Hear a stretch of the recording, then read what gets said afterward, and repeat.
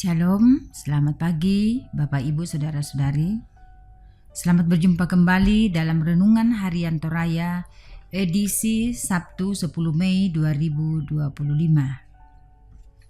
Kita bersyukur oleh karena pemeliharaan dan penyertaan Tuhan, sehingga pada saat ini kita masih diberikan waktu dan kesempatan untuk menikmati hari baru, hari karunia Tuhan. Mengawali segala kegiatan kita hari ini, mari bersama-sama mengambil waktu sejenak untuk belajar firman Tuhan. Dan bacaan hari ini terdapat dalam Yesaya 28 ayat 25 sampai 26. Sebelum kita mendengarkan dan merenungkan firman Tuhan, mari kita berdoa. Tuhan, kami bersyukur kepadamu di pagi hari yang indah ini, karena Engkau telah membangunkan kami dari tidur dengan penuh selamat sejahtera dan dengan tubuh dan jiwa yang sehat. Dan kami siap mendengarkan berita firman-Mu. Amin.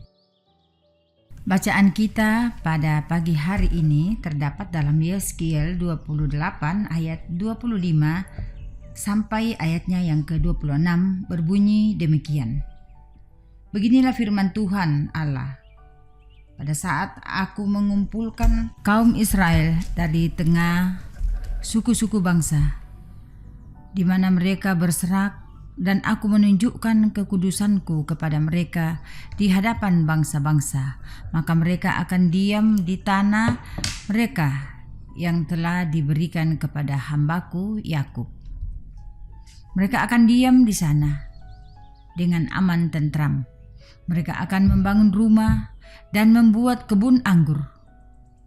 Ya, mereka akan diam dengan aman tentram pada saat aku menjatuhkan hukuman atas semua tetangganya yang menghina mereka. Dan mereka akan mengetahui bahwa akulah Tuhan Allah mereka. Amin. Renungan kita pada pagi hari ini yaitu dari Yesaya 28 ayat 25 sampai 26 dengan tema Dialah Tuhan Allah kita. Dalam bahasa Toraja, ia mau puang, ia mau kapenom bantah. Alkitab mencatat banyak kisah yang menyatakan bahwa seringkali umat Allah mempertanyakan keadilan Allah dengan membandingkan kehidupannya dengan orang fasik atau orang jahat. Mereka kerap kali melihat secara kasat mata bahwa orang fasik lebih sukses atau berhasil dibandingkan dengan kehidupan orang benar. Mazmur 7 ayat 5 dan ayatnya yang ke-14. Suasana seperti itu nampaknya juga masih terus mewarnai kehidupan orang percaya pada masa kini. Diakui atau tidak, kerap kali kita sebagai orang percaya sepertinya mempertanyakan ketika orang fasik lebih mujur dibandingkan kita yang setia mengikut jalan Tuhan. Namun, teks yang menjadi perenungan kita saat ini setidaknya menunjukkan kepada kita bahwa Allah pada waktunya sesuai dengan kemurahan hatinya akan menyatakan sendiri bahwa Dialah Tuhan yang berdaulat mengatur segala sesuatu. Dialah yang menjatuhkan hukuman terhadap Sidon dan memulihkan keadaan umatnya yang terpuruk. Ia sendiri yang akan bertindak mengumpulkan umatnya kembali, dan mereka akan mengalami ketenangan dan kesejahteraan di tanah perjanjian yang telah dijanjikan kepada nenek moyang mereka. Bacaan kita dari ayat yang ke-25. Mereka akan diam dengan aman tentram, membangun rumah dan membuat kebun anggur, sebab Allah sendiri yang akan menjatuhkan hukuman kepada tetangga yang menghina mereka. Ayatnya yang ke-26. Semua itu untuk menunjukkan bahwa Dialah Tuhan Allah mereka. Allah yang senantiasa menyatakan penyelenggaraan kasih dan setianya kepada umat Israel juga akan senantiasa memelihara kita. Ia akan bertindak menghukum orang-orang fasik dan akan memberkati orang-orang yang takut akan Dia. Amin. Mari kita berdoa syukur. Bapa yang Maha Pengasih dan Maha Pemurah, terima kasih atas firman-Mu yang telah kami dengarkan bersama-sama di pagi hari ini. Semoga firman-Mu menjadi tuntunan, menjadi pelita dan topangan dalam seluruh aspek kehidupan kami. Ya Bapa, kami berdoa untuk semua sidang jemaat-Mu, kiranya kami semua ada dalam naungan kasih sayang-Mu. Engkau memberkati dengan kesehatan yang sempurna yang hanya asalnya daripada-Mu. Bapa yang Maha Pengasih dan Maha Penyayang, berdoa buat saudara-saudara kami yang ada dalam persoalan hidup, entah dalam kesakitan, entah dalam duka, dan mengalami problem hidup. Mari Tuhan, lewat doa-doa kami, Engkau memberkati serta hiburkan semua yang mengalami problem hidup maupun duka, agar semua dapat kelegaan daripada-Mu.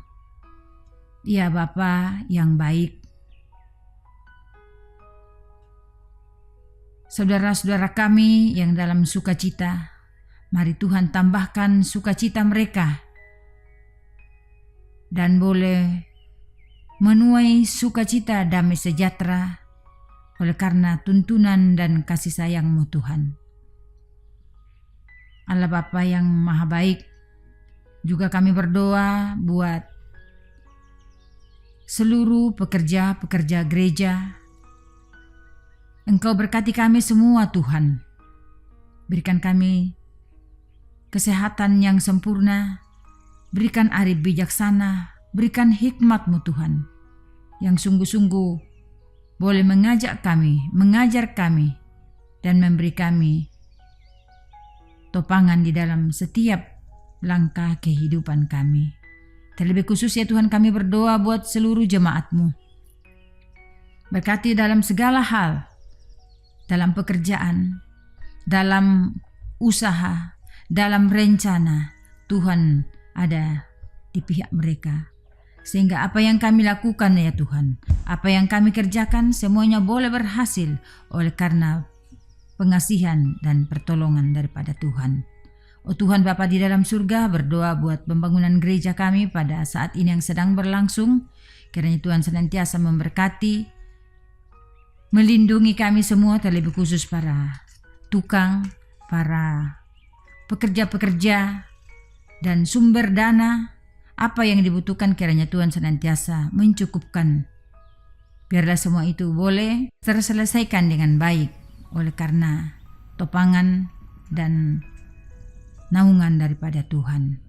Tuhan Bapa di dalam surga, seluruh hidup dan kehidupan kami serahkan dalam tangan kuasa-Mu Tuhan.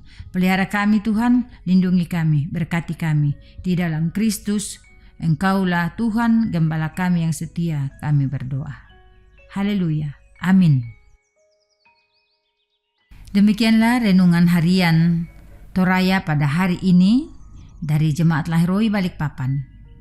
Kiranya kita semua tetap setia mendengarkan firman Tuhan dan senantiasa diberkati oleh Tuhan dalam menjalani hari-hari kehidupan kita. Sampai jumpa pada renungan harian berikutnya. Tuhan Yesus memberkati kita semua. Shalom. Amin.